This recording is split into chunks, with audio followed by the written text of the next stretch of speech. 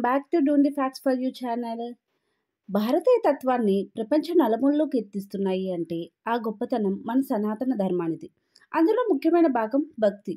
మన పురాణాలు, చరిత్ర అంతా ఎక్కువగా భక్తిపై, దైవత్వం మీద ఆధారపడి ఉంటుంది. భక్తి మనిషి జీవితంలో ఎంతో ప్రాముఖ్యతని సంతరించుకుంది. ఏమాత్రం కష్టం వచ్చినా దేవుణ్ణి భక్తితో ప్రార్థించాల్సింది.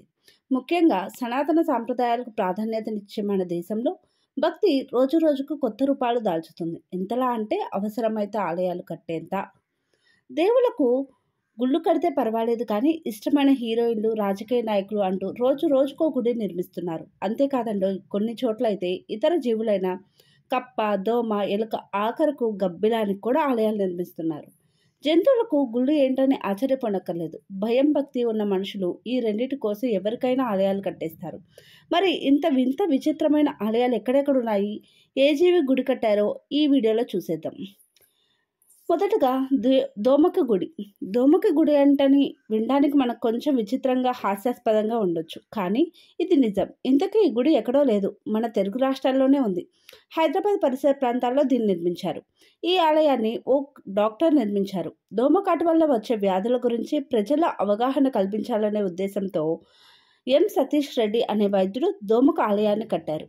2008లో నిర్మించిన ఈ మందిరానికి 5,000 రూపాయలు ఖర్చు చేశారు. ముందుగా బ్యాట్ కేవ్, గబ్బిలాల గుహ. బాలి ప్రాంతంలో గబ్బిలాల కోసం బ్యాట్ కేవ్ ఉంది. అందులో గబ్బిలాలు నివాసం ఉంటున్నాయి. అక్కడ ఉన్న స్థానిక ప్రజల కథనం ప్రకారం ఆ గుహ కింద ఓ నది ఉంది.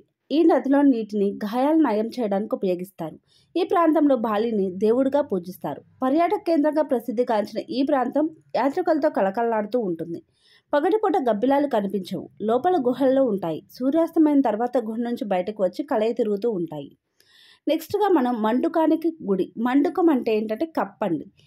ఉత్తరప్రదేశ్లోని లఖింపూర్ జిల్లాకు చెందిన ఆయల్లో కప్పకు ఆలయం నిర్మించారు. దేశంలో కప్పగుడి ఉన్న ఏకైక ఆలయం ఇది.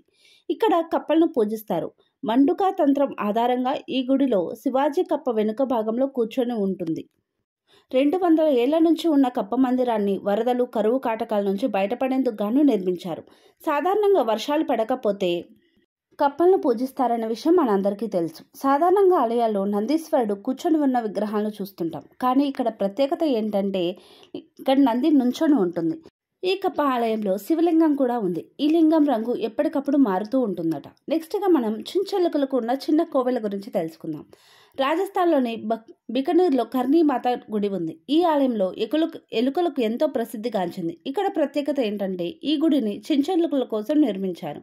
ఈ దేవాలయానికి వచ్చే భక్తులు చుంచెలుకలకు పూజలు చేయాలనే ఉద్దేశంతో దీన్ని నిర్మించారు. అంతేకాకుండా అక్కడికి వచ్చే భక్తులు చుంచెలుకలను దేవుడిగా భావించి బహుమతులు కూడా అందజేస్తుంటారు. ఇక్కడున్న ఎలుకలన్నిటికీ పూజలు అందుకుంటున్న చుంచెలుక తల్లి వంటిదని అక్కడ నమ్ముతారు. గబ్బిలాలకు బాలి కాకుండా మరొక గుడి కూడా ఉందండి. అది బీహార్లో ఉంది. బ్యాట్ కేవ్ కాకుండా గబ్బిలాలకు మరొక ఆలయం కూడా ఉంది. బీహార్లోని వైశాలి జిల్లాలో ఈ గుడి ఉంది. ఈ ప్రాంతం పాట్నా, ముజఫర్కు మధ్యలో ఉంటుంది. గబ్బిలాలు ఎలాంటి హానికారాలు కావని అక్కడ స్థానికులు గట్టిగా విశ్వసిస్తూ ఉంటారు. గబ్బిలాలకు ప్రసిద్ధి చెందిన ఈ ఆలయం పర్యాటకులు విశేషంగా ఆకట్టుకుంటుంది. చూశారు కదా విచిత్రమైన ఆలయాలు, అలాగే జంతువులకు సంబంధించిన ఆలయాల గురించి. ఇలాంటి మరెన్నో ఫ్యాక్ట్స్ మన ఛానల్లో అందుబాటులో ఉంటాయి.